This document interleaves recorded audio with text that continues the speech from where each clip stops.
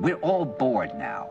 But has it ever occurred to you, Wally, that the process that creates this boredom that we see in the world now may very well be a self-perpetuating, unconscious form of brainwashing created by a world totalitarian government based on money?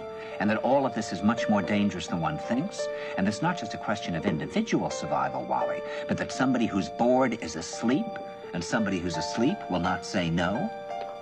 See, I keep meeting these people. I mean, just a few days ago, I met this man whom I greatly admire. He's a Swedish physicist, Gustav Bjornstrand, and he told me that he no longer watches television, he doesn't read newspapers, and he doesn't read magazines. I wonder why. He's completely cut them out of his life because he really does feel that we're living in some kind of Orwellian nightmare now, and that everything that you hear now contributes to turning you into a robot. Bro, and that was 1981. Imagine today, bro. Imagine the control that these guys have, bro. When I was at Findhorn, I met this extraordinary English tree expert who had devoted his life to saving trees. Just got back from Washington, lobbying to save the redwoods. He's 84 years old. He always travels with a backpack because he never knows where he's going to be tomorrow. And when I met him at Findhorn, he said to me, "Where are you from?" And I said, "New York." He said, "Ah, New York, yes, that's a very interesting place. Do you know a lot of New Yorkers who keep talking about the fact that they want to leave but never do?" And I said, "Bro, I know so many people in New York, bro. They're like, yeah, bro," and they mention all the bad shit about it, but I'm like, no, but I can't leave, bro. I can't leave. They're fucking slaves, bro. He said, "Why do you think they don't leave?"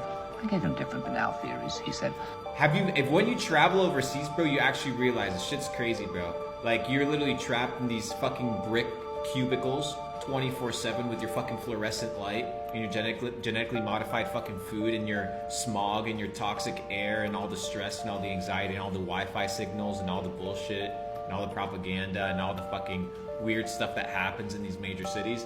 People are forced mentally. They don't even understand to be put in these situations. It's fucking crazy. Now theories. He said, "Oh, I don't think it's that way at all." He said, "I think that New York is the new model for the new concentration camp, where the camp has been built by the inmates themselves, and the inmates are the guards, and they have this pride in this thing they've built. They've built their own prison, and so they exist in a state of schizophrenia, where they are both guards and prisoners, and as a result, they no longer have, having been lobotomized, the capacity to leave the prison they've made, or to even see it as a prison." Bro, the moment you tell somebody any sort of truth, right, that goes against their world fucking view, bro, they mentally can't take it. They cannot handle the potential that they are living a life of slavery and that they've been lied to. They cannot comprehend that. It goes beyond their fucking little small peewee brains. And then he went into his pocket and he took out a seed for a tree and he said, "This is a pine tree." He put it in my hand and he said, "Escape before it's too late." See, actually, for 2 or 3 years now, Chiquita and I have had this very unpleasant feeling that we really should get out. And we really should feel like Jews in Germany in the late 30s. Get out of here. Of course, the problem is where to go, because it seems quite obvious that the whole world is going in the same direction. It's facts, bro. The entire world's getting absolutely eaten up, bro. It's getting chowed up 24/7 by all the bullshit. I mean, bro, look at it, bro.